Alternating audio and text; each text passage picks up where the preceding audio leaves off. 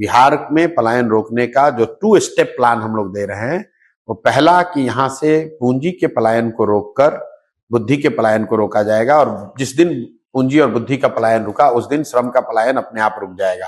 अब पूंजी का पलायन क्या है ये आप समझ लीजिए। बिहार में जो लोग यहाँ पर पैसा बैंकों में जमा करते हैं वो करीब करीब 4.5 लाख करोड़ रुपया हर साल होता है।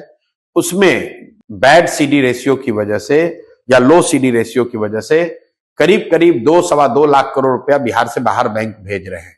तो जन स्वराज का पहला स्टेप ये है कि इस बैंकों के जरिए होने वाले पूंजी के पलायन को अगर रोक दिया जाए तो बिहार में 2 से 2.5 लाख करोड़ रुपया एक्स्ट्रा हर साल निवेश होने लगेगा, जो कि बाहर के उद्योगपतियों का पैसा नहीं है, बिहार के लोगों का पैसा होगा। जब लोगों के हाथ में पूंजी आएगी तो निश्चित तौर पर यहाँ कंजम्पशन बढ़ेगा, इन्वेस्टमेंट बढ़ेगा और उससे रोजगार बढ़ेगा, बड़ी संख्या में लोग वापस बाहर नहीं जाएंगे।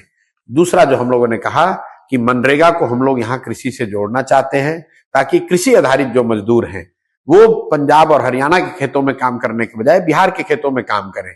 ऐसा नहीं है कि बिहार में खेतों में मजदूरों की कमी नहीं है, यहाँ जो खेती कर रहे हैं वो लोगों के पास मजदूर नहीं है। और मनरेगा में बिहार सरकार का यूटिलाइजेशन है 40%, क्योंकि इनके पास मनरेगा के अंतर्गत काम कराने के लिए ना पैसा है, ना साधन है, ना व्यवस्था है। तो हम लोग ये कह रहे हैं कि हम मनरेगा का पैसा जो हम लोग सरेंडर कर रहे हैं दिल्ली में, उस पैसे को लेकर आएंगे और मनरेगा के तहत मजदूरों को किसानी से जोड़ा जाएगा।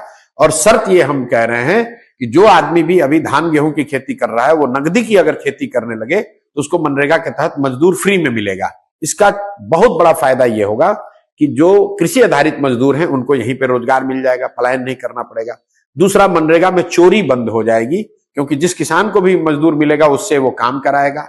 तीसरा, सबसे बड़ा, जो एग्रीकल्चर प्रोडक्टिविटी है वो बहुत तेजी से बढ़ेगी, क्योंकि जो 1 बीघे में अगर आप 1 एकड़ में आज आप धान उगा रहे हैं, कल शायद मजदूर उपलब्ध हो तो वहां पर आप लहसुन उगाने लगेंगे या कैश क्रॉप उगाने लगेंगे, उससे आपकी इनकम बढ़ेगी। तो बिल्कुल पूरा प्लान बता रहे हैं कैसे बैंकों के जरिए हो रहे पूंजी के पलायन को रोककर श्रम का पलायन रोका जाएगा। दूसरा, बता रहे हैं कि मनरेगा को कृषि से जोड़कर कृषि आधारित मजदूरों का पलायन रोका जाएगा। और तीसरा कि यहां घर घर इंटरेस्ट सबवेंशन की जो स्कीम लाकर हम लोग महिलाओं के हाथ में पूंजी देना चाहते हैं, ताकि घर घर में रोजी रोजगार हो सके। हम लोग ये कह रहे हैं कि 4% सालाना ब्याज पर यहां पर लोगों को कर्ज दिया जाए, ताकि लोग अपने अपने घर में छोटा मोटा रोजी रोजगार कर सके। उससे भी पलायन को रोकने में बहुत बड़ी मदद मिलेगी।